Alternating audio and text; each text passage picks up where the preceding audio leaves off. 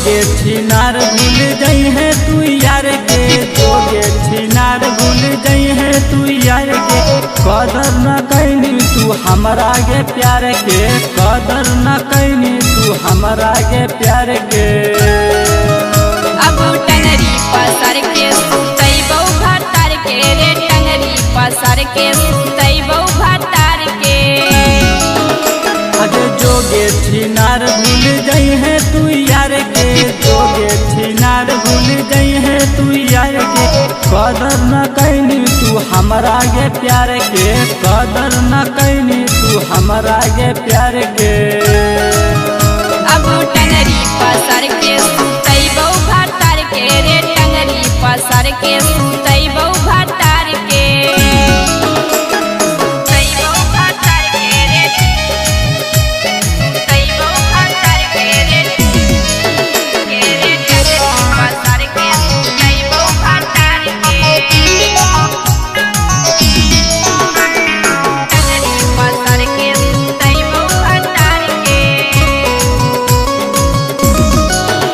आगे हम नहीं जानलियो कि हाकिर तू रंडी, मजा लेके छोड़ा काहे कहाँ ही घमंडी। आगे हम नहीं जानलियो कि हाकिर तू रंडी। मजा लेके छोड़ा काहे कहाँ ही घमंडी।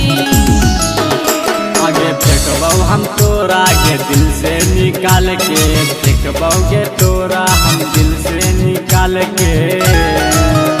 अब टंगरी पसर के सुतई बहु भतार के रे, टंगरी पसर के सुतई बहु भतार के।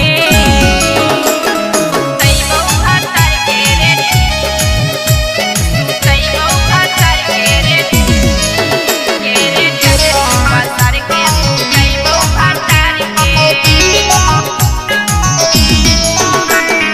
टंगरी पसर के सुतई बहु भतार के।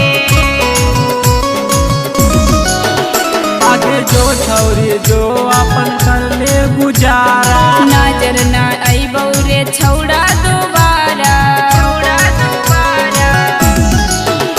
आगे जो छौरी जो अपन कर ले गुजारा। नजर न अइबौ रे छौड़ा दोबारा। आगे याद बढ़ी अतौ सूरज भाई यार के, याद बढ़ी अतौ दीपक भाई यार के।